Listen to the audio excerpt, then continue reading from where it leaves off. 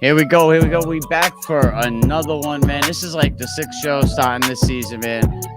Shout out to everybody that's been holding it down, man. Today we're gonna bring in our guy in just a second, Blizzy Blake, doing his thing over there in Pilgrim. You know, and memory of Mr. Habershaw. Shout out Mr. Habershaw. You know, great guy. Also, what else we gonna talk about? Oh, shout out to Breakthrough. Everything that Breakthrough has going on. Big 7 versus 7 passing league coming up. If you went to the passing league last season that Breakthrough had going on, that was their first year out the box, and I think it was pretty lit. It was very exciting. It came down. I think Coach Washington's team ended up winning the championship. How about that trophy Breakthrough had? But shout out to Breakthrough. They just finished up their college tour coming back from Pittsburgh. That must have been something. Breakthrough, a lot of these leagues bringing a lot of these kids out there, you know, doing great things. Shout out to Potty Rock Limousine. Definitely give them a call. You know, we support the people that support youth sports. And you know what? My guy, Wes Pennington, man, helped me out, donated to my podcast. So shout out to him, and definitely get a copy of his book, Through the Smoker. I think he's writing another one, so all you guys better hurry up. But we're gonna bring Blizzy Blake Simpson in 1 second. I just gotta play this quick little clip. Check out this show, Setting the Record Straight with Coach Washington. It was pretty good. In some cases, to get a kid to a school, but you know, if you want to get a kid up in a private school, it's bang bang 1 2 3. You know, I don't think that's fair. You know, it's kind of punishing. If you look at it, right, it's kind of actually punishing, you know, the less fortunate. You know what I'm saying? It's kind of punishing the kids who can't afford a tuition. So, you know, what does that really tell you about the socioeconomics, about the rules that's in place? You know what I'm saying? So I think it goes a lot deeper. So I think rules like that, you know what I'm saying, would help, you know what I'm saying, the smaller schools and the public schools. So, you know, I definitely think that's something that, you know, the league should be open to, especially with the disparities between public. There we go, man. Shout out to Coach Washington, what he has going on. Is my boy Blizzy Blake. What's up, Blake? What's going on, Mikey? All right, you know, Coach Washington doing good things over there at Central. 8 uniforms. What did you say about 8 uniforms? I mean, he's like the Oregon of the Northeast now, but he's doing what he can to give those kids what he didn't have when he was at Central. So kudos to him, and shout out to what he's doing. He's obviously building something special at Central. The second youngest coach in the league. He had that position for like 6 days before Coach Sheridan was hired. Shout out to him in his new job. But now I know why you said he's the best dressed. You know, yeah. Not only him, his boys. Yeah, shout out to what they got going on. They're doing something special. Another team doing something special. Pilgrim. Big things, man. Like, Blake, what are you doing over there, man? You're securing your spot in that Hall of Fame. If we had a Hall of Fame, I'm definitely adding to the resume, but I still got a lot of years left in me. We don't have a Hall. There's no Hall of Fame over there. No, they've never had one.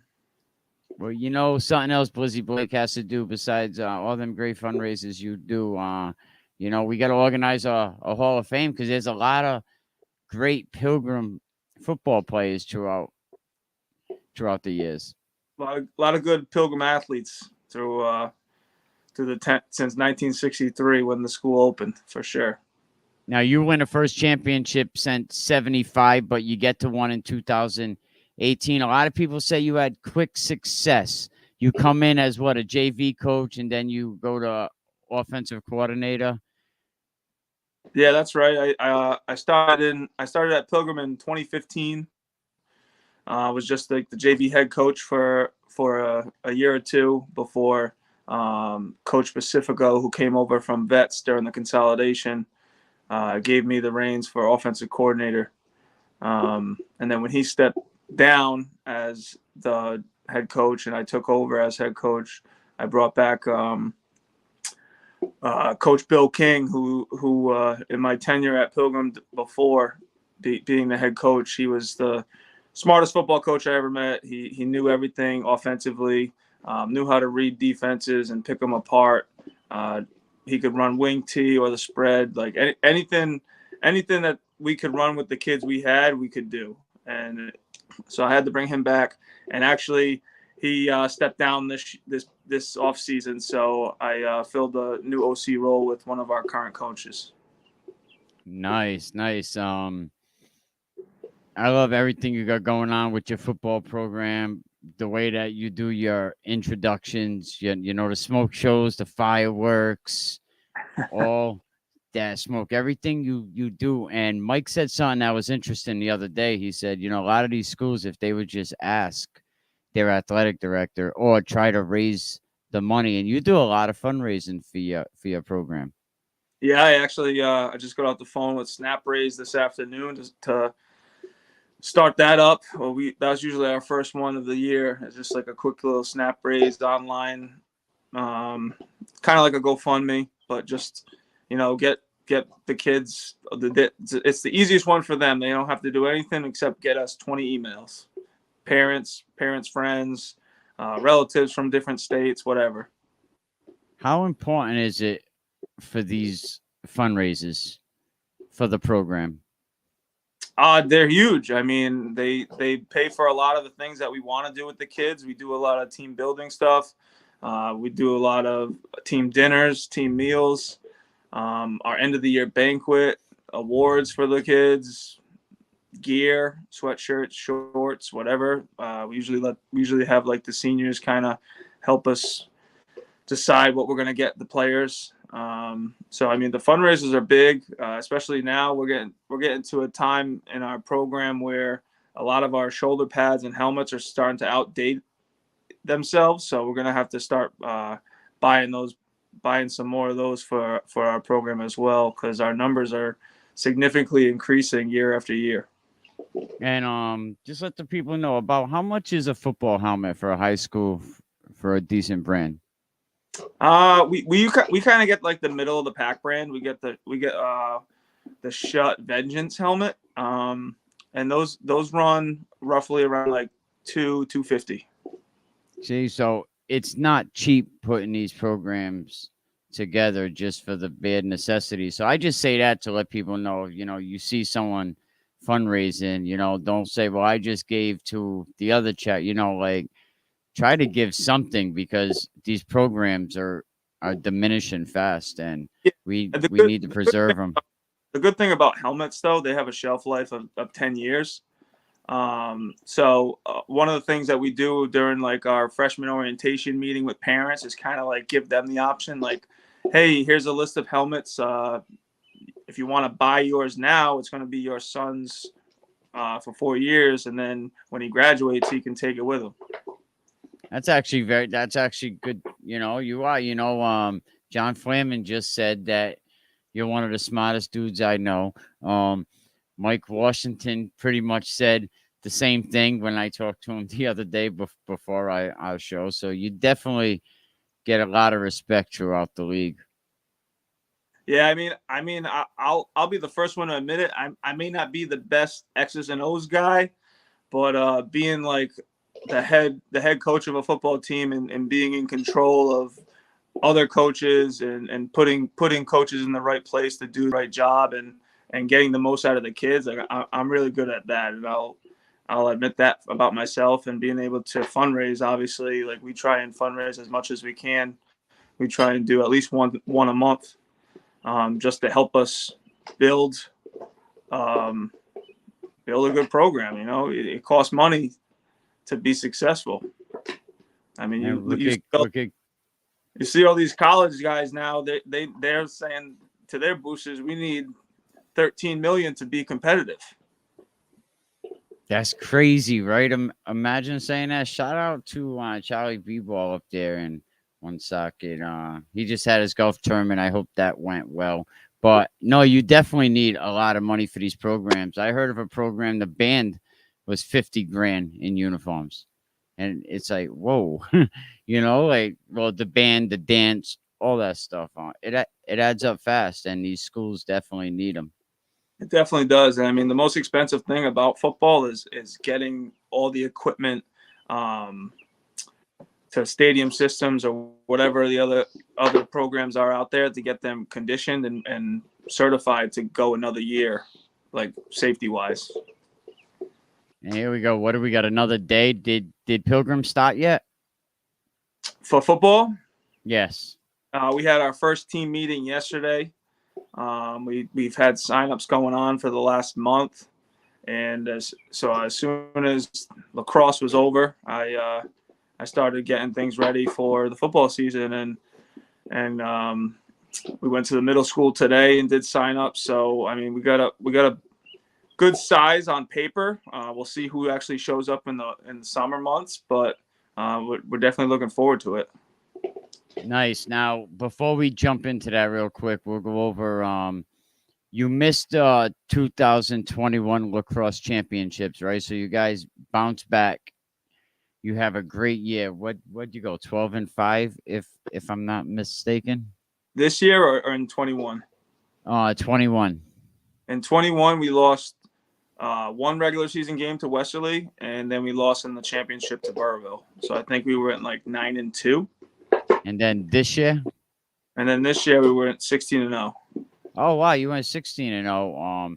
Westerly had I think they had an undefeated season last year, and now here you come, you lose to them, and you have an undefeated season, man. Tell me about some of the kids that helped you get to that point. Oh, on the lacrosse team? Yeah. Well, two of our senior captains, a lot of guys that have watched this show during the fall will definitely know their names. Connor Widmer, who was our quarterback, he's probably one of the top two, if not top best face-off guy in the state for boys lacrosse. I know there's a really good face-off guy at LaSalle, but I think Connor might give that kid a run for his money. He's going to be going to Wilmington on a lacrosse scholarship, which is a D2 school in Maryland. And Connor also got Rhode Island ranked player of the week several times last season.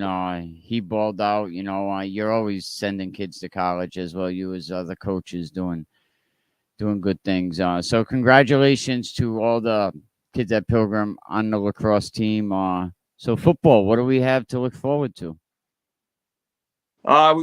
We have a bunch of new coaches and a lot of new faces for players. I think I was looking at the sign-up sheet the other day, and we finished the season with 17 freshmen, and right now I have 33 signed up for this freshman class. So I mean that's a pretty big. There's some teams in the state that might have about 33, 35 on their entire roster. So I mean, the success that we've had over the years, I think, is finally coming to fruition, and we're starting to see better numbers and a lot more excitement around our community. Now that hopefully, knock on wood, COVID's in the rearview mirror. But one of the big things I do each year is I kind of reach out to our middle school administration with an email for them to send to our 8th grade parents, and just giving them a little rundown of Pilgrim football and me and my background and how I started playing football my freshman year at Pilgrim. This was the first time I ever put a helmet on, played organized tackle football. So I think that really helps those parents say, like, wow, that like my kid might not have played Pal or Pop Warner growing up, but if they're interested in playing high school football, it's a great time to throw them in. It seems like last year and this year, it seems like we got some big freshman classes across the state. I think even I heard Situate is like bringing 50 guys out of middle school. Not saying that they're all going to go to Situate, but we have a lot of kids. A lot of middle school seems to be bringing a lot of kids into the high school. You said you have a lot of kids coming in. You know, I heard of some other schools that have some big freshman classes. We have a decent sized number. It's not like remarkable. My goal is always to keep at least 15 per class, just to have a good roster of 60. Anything more than that is awesome in my eyes. But the tough thing is that last year during the fall season, the Warwick Pal Youth League wasn't able to field the varsity level team, which is like the 7th, 8th graders, because they didn't have enough kids. So, I mean, I might not be getting a ton of kids that have football background, which is fine. I mean, we start the first couple weeks anyways, and we kind of go from the ground level up, depending on whatever their level is. Oh, you said yourself you didn't really play football until you got to high school. Yeah, we had a huge class though. My freshman. You was a kick-ass tight end too, wasn't you? And in college, yeah, I did a little ass kicking. Just let it be known. Let it be known.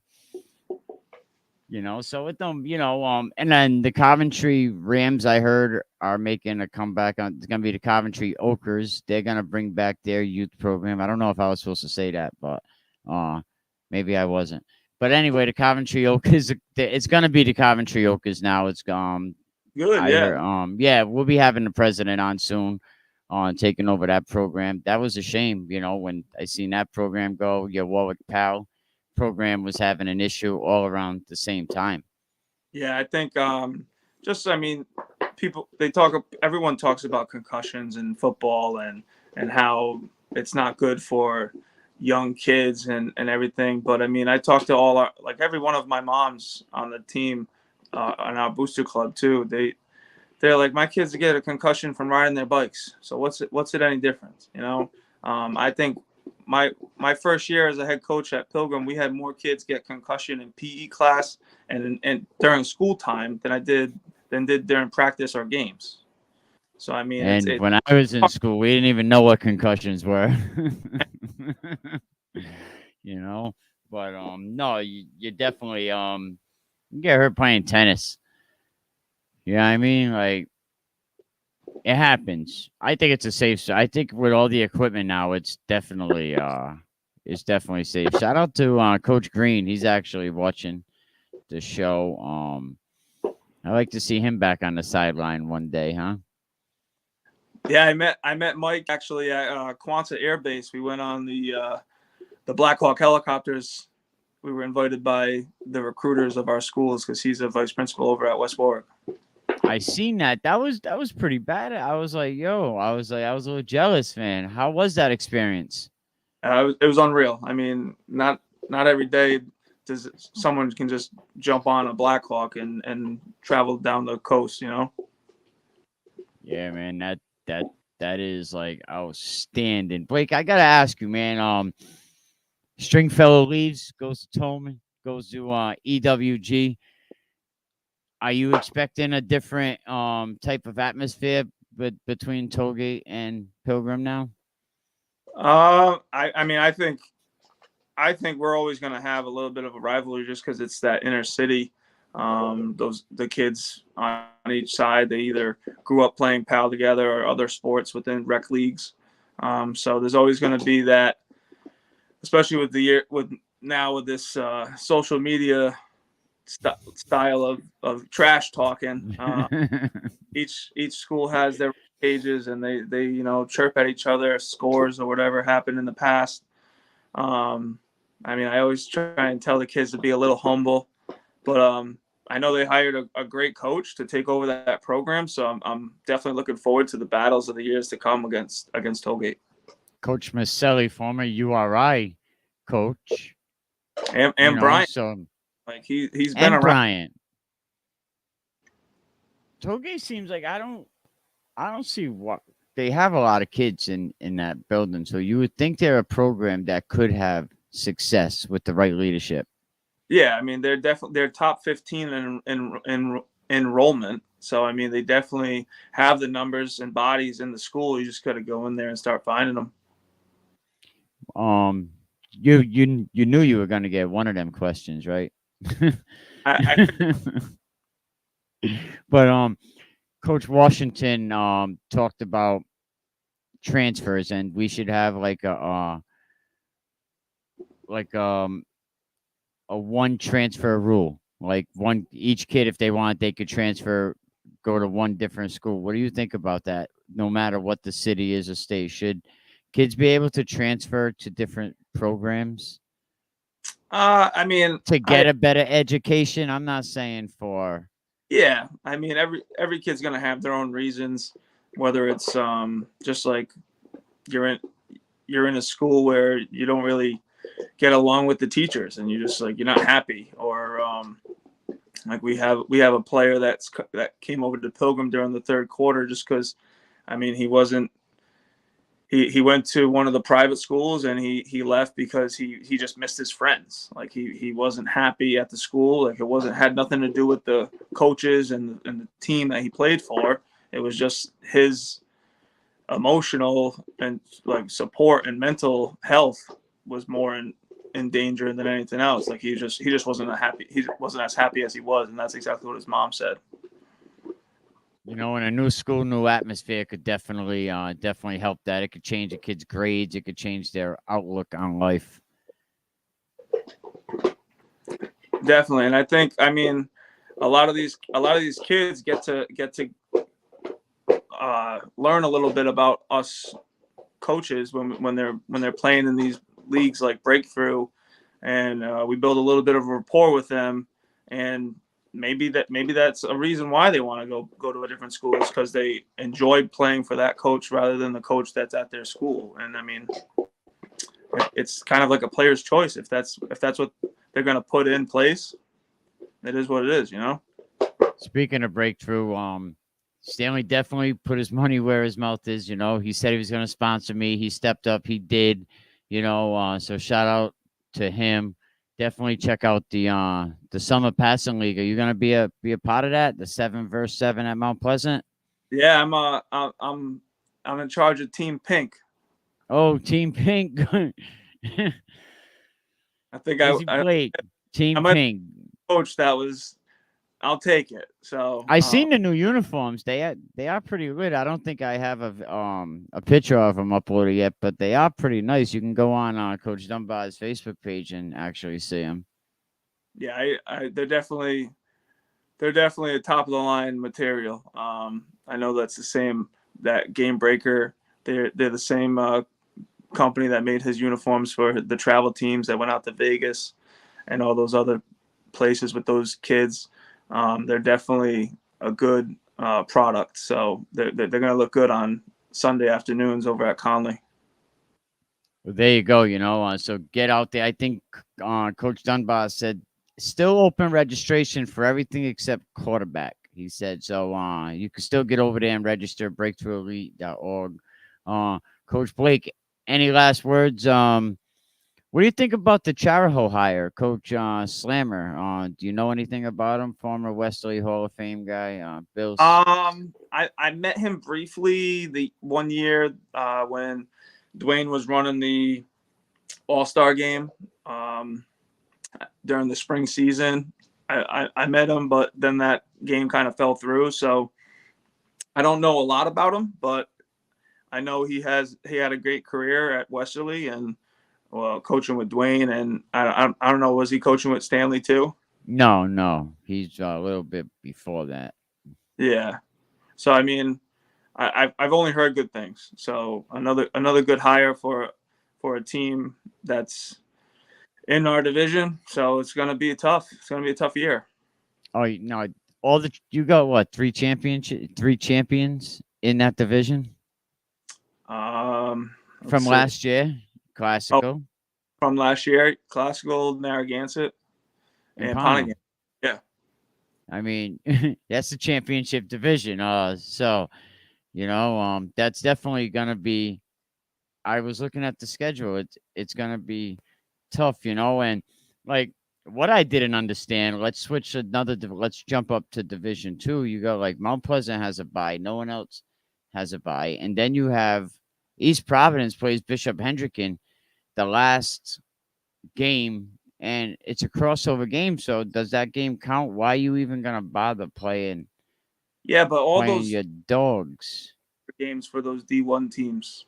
The D1 teams are only really gonna have 3 real games, except for the out of state games. Like I talked about it to coaches in D2. I said if you're competing for a D2 playoff run, are you gonna go out there and put your starters out there for 4 quarters against these D1 teams? Like, No.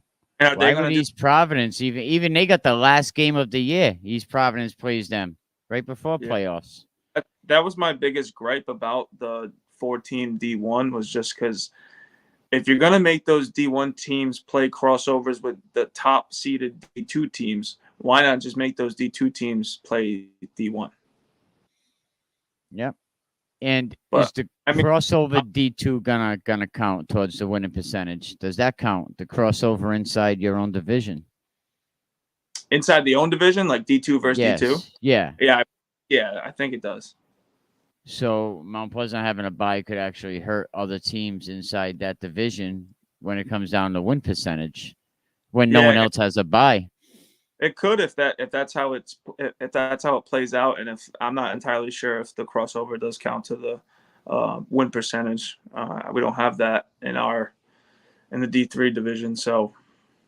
And that's the other thing. Every division's like totally different, so it's like, oh man. But well, let's have a great football season, positive football season. Blake, thank you. Any last words before you go? Second annual all-in football camp for grades 1 through 8, July 22nd to the 24th or 26th to the 28th. I'm going to be posting a flyer soon, so I'll get that to you, Mikey. You always for any youth in the state, whoever wants. There we go, man. Thank you, Blizzy, Blake.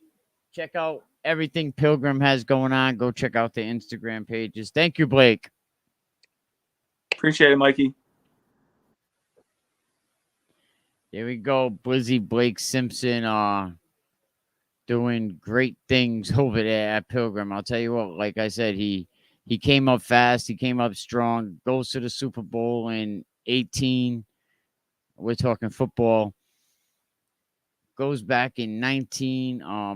He gets Coach of the Year in the meantime. Helping out on the lacrosse program. Gets them to like back-to-backs. Doing great things over there at Pilgrim. Like I said, rest in peace, Mr. Havishaw. This is actually dedicated to him. Anytime I talk Pilgrim, I have to think Mr. Havishaw. Whenever I think Pilgrim, I think Mr. Havishaw. It is what it is. Rest in peace, Mr. Havishaw. And this is dedicated to him. Great man, did a lot of things for Pilgrim. So anytime I talk Pilgrim, that's the first thing I think about. Now it was written in 96. Go to Geller's downtown to get my Nike kicks. Little rollies in my soul when I write these scripts. No matter where I go, I do it all our way. And I can't forget the bug on the highway. Shout out to Rhode Island. Where you at? Where you at? Shout out to Rhode Island. Where you at? Shout out to Rhode Island.